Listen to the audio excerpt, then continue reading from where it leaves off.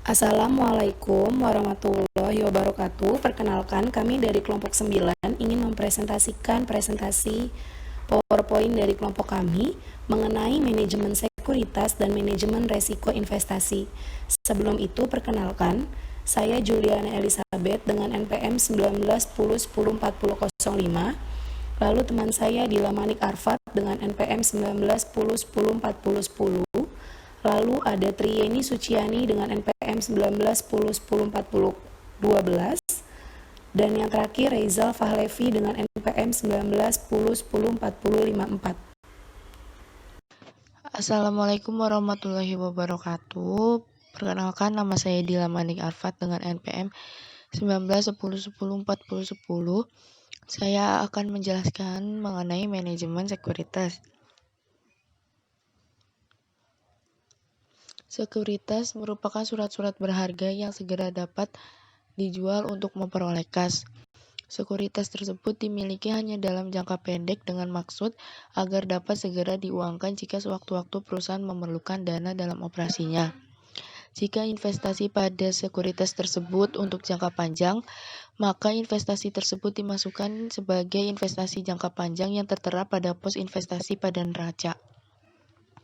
Perusahaan memiliki sekuritas adalah untuk menjaga likuiditas perusahaan dan memperoleh pendapatan dari investasi tersebut, dan berfungsi sebagai pengganti saldo kas. Kemudian dimaksudkan untuk memperoleh dividen, bunga, atau capital gain. Kriteria pemilihan sekuritas. Yang pertama, risiko keuangan. Ketidakpastian pengembalian dana yang diinvestasikan sulit diprediksi. Harga sekuritas yang berupa obligasi sangat terpengaruh dengan naik turunnya suku bunga. Obligasi berjangka pendek relatif stabil. Yang kedua, risiko likuiditas sekuritas merupakan cepat lambatnya sekuritas yang bersangkutan dapat diperjualbelikan. Makin liquid suatu saham, maka makin kecil risiko likuiditasnya, karena sekuritas tersebut dapat diperjualbelikan setiap saat. Yang ketiga, risiko inflasi mengakibatkan menurunnya daya beli masyarakat. Saham biasa yang diperjualbelikan di bursa efek memiliki stabilitas yang lebih aman dibandingkan dengan surat berharga yang memiliki penghasilan meningkat. Yang keempat, memperhitungkan hasil yang diharapkan berupa keuntungan. Risiko-risiko tersebut dapat mempengaruhi besarnya hasil yang akan diperoleh.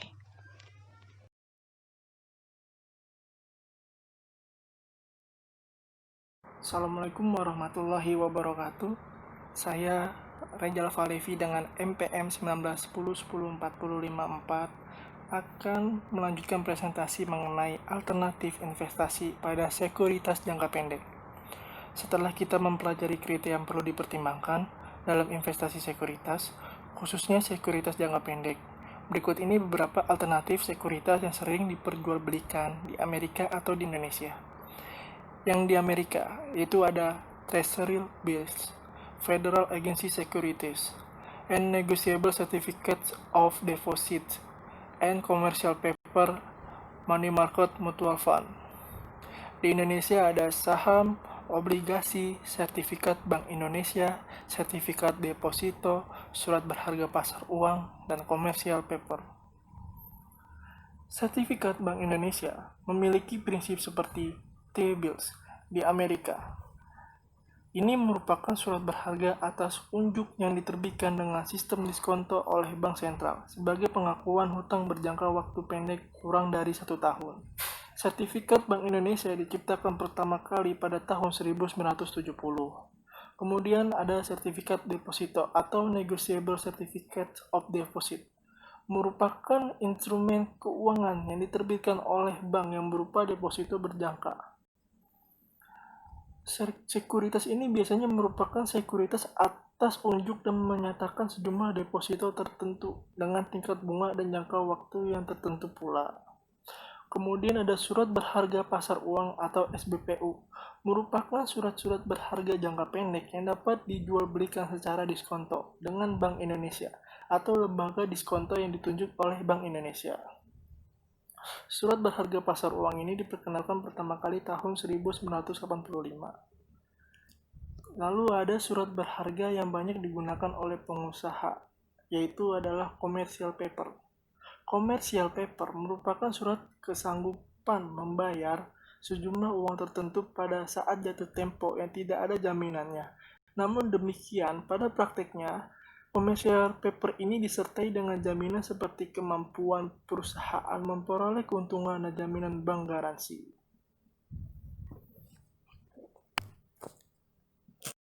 Kemudian ada manajemen risiko investasi. Pengertian risiko sendiri merupakan penyimpangan hasil return yang diperoleh dari rencana hasil return yang diharapkan. Dengan demikian, apabila kita membicarakan risiko investasi, berarti kita menganalisis kemungkinan tidak tercapainya hasil atau keuntungan yang diharapkan. Risiko yang ada di perusahaan dibedakan menjadi 3 jenis risiko, yaitu yang pertama ada risiko individual, yaitu risiko yang berasal dari proyek investasi secara individu tanpa dipengaruhi oleh proyek yang lain. Yang kedua ada risiko perusahaan, yaitu risiko yang diukur tanpa mempertimbangkan penganekaragaman atau portofolio yang dilakukan investor. Yang ketiga ada risiko pasar atau beta, yaitu risiko investasi ditinjau dari investor yang menambahkan modalnya pada investasi yang juga dilakukan oleh perusahaan dan perusahaan-perusahaan lainnya. Assalamualaikum warahmatullahi wabarakatuh. Perkenalkan, nama saya Juliana Elizabeth dengan NPM 1910104005. Di sini saya ingin melanjutkan presentasi dari teman saya, yaitu mengenai perhitungan resiko. Perhitungan resiko aliran kas mempertimbangkan adanya ketidakpastian yang mungkin muncul atas aliran kas suatu investasi. Semakin tinggi ketidakpastian aliran kas, maka semakin besar tingkat resiko investasi tersebut. Namun sebaliknya, semakin rendah ketidakpastian aliran kas, maka semakin rendah resikonya. Ketidakpastian aliran kas menyangkut jumlah aliran kas tiap periode aliran kas. Kemungkinan realisasi aliran kas menyimpang dari nilai aliran kas yang diharapkan disebut juga sebagai resiko investasi. Besarnya penyimpangan aliran kas tersebut dapat diukur dengan menggunakan standar penyimpangan. Pendekatan perhitungan resiko ini dinamakan pendekatan deviasi standar. Nilai yang diharapkan tersebut dapat dihitung dari hasil kali antara aliran kas yang diharapkan dengan kemungkinan probabilitas yang terjadi pada setiap aliran kas yang diformulasikan. Terdapat rumusnya dalam PowerPoint tersebut, yaitu dalam slide ke-6. Teman-teman boleh lihat langsung di sana. Selanjutnya yang ketiga, aliran kas yang saling tergantung atau dependen atau tidak independen. Artinya bahwa aliran kas tahun tertentu atau tahun ke-N mempengaruhi aliran kas tahun berikutnya atau tahun N+1. Sedangkan sebaliknya, aliran kas yang tidak saling tergantung atau independen, artinya bahwa aliran kas tahun tertentu, tahun ke-N, tidak mempengaruhi aliran kas tahun berikutnya atau tahun ke-N+1. Selanjutnya, perhitungan resiko proyek untuk aliran kas yang independen. Aliran kas yang independen satu sama lain, artinya aliran kas tahun tertentu atau tahun ke-N tidak mempengaruhi aliran kas tahun berikutnya atau tahun ke-N+1. Lalu untuk menghitung resiko proyek yang mempunyai aliran kas yang independen perlu dihitung. Yang pertama, besarnya net present value atau NPV yang diharapkan dari aliran kas proyek. Besarnya deviasi standar dari NPV tersebut. Lalu mencari nilai sekarang atau present value dari aliran kas yang diharapkan, serta mencari deviasi standar nilai sekarang aliran kas yang diharapkan. Yang kedua ada perhitungan resiko proyek aliran kas yang tidak independen. Apabila aliran kas yang terjadi di perusahaan saling berkorelasi atau tidak independen, maka ketika kita akan menghitung besarnya resiko, perlu memperhatikan koefisien korelasi antar waktu dari aliran kas proyek yang bersangkutan. Dengan koefisien korelasi antar waktu tersebut, kita dapat menghitung besarnya probabilitas gabungan antara aliran kas yang satu dengan yang lainnya, untuk kemudian digunakan untuk menghitung deviasi standar suatu proyek. Sekian presentasi dari saya, selanjutnya akan dilanjutkan oleh teman saya. Terima kasih. Lalu selanjutnya, untuk menghitung besarnya resiko, atau deviasi standar, kita menggunakan formula sebagai berikut. Teman-teman bisa lihat formulanya di dalam PowerPoint slide ke-7. Untuk mengambil keputusan yang lebih baik, maka perlu menghitung deviasi standarnya dengan langkah-langkah sebagai berikut. Yang pertama, menghitung nilai aliran kas yang diharapkan. Yang kedua, menghitung deviasi standar aliran kas. Lalu selanjutnya ada perhitungan resiko proyek. Terdapat dua masalah yang muncul dalam menghitung resiko proyek, yaitu mengenai sifat dari pola aliran kas dan penentuan tingkat bunga untuk menghitung nilai sekarang dari aliran kas tersebut. Terdapat dua sifat atau pola aliran kas selama umur ekonomi suatu proyek investasi. Yang pertama, tidak saling tergantung atau tidak saling berkorelasi atau independen antara aliran kas yang satu dengan yang lainnya. Yang kedua, aliran kas yang saling berkorelasi atau saling tergantung satu sama lain atau tidak independen. Assalamualaikum warahmatullahi wabarakatuh. Nama saya Triani Suciani dengan NPM 1910104012. Di sini saya akan melanjutkan presentasi pada slide 9 yaitu mengenai analisis sensitivitas. Analisis sensitivitas merupakan teknik untuk menilai akibat yang terjadi karena adanya perubahan-perubahan aliran kas suatu proyek investasi. Dengan analisis sensitivitas ini, perusahaan dapat memperkirakan aliran kas yang dapat dicapai dengan tingkat kemungkinan yang terjadi. Perusahaan juga dapat mengantisipasi kemungkinan terjadinya kegagalan atau risiko tidak tercapainya aliran kas sesuai dengan rencana yang telah diprogramkan.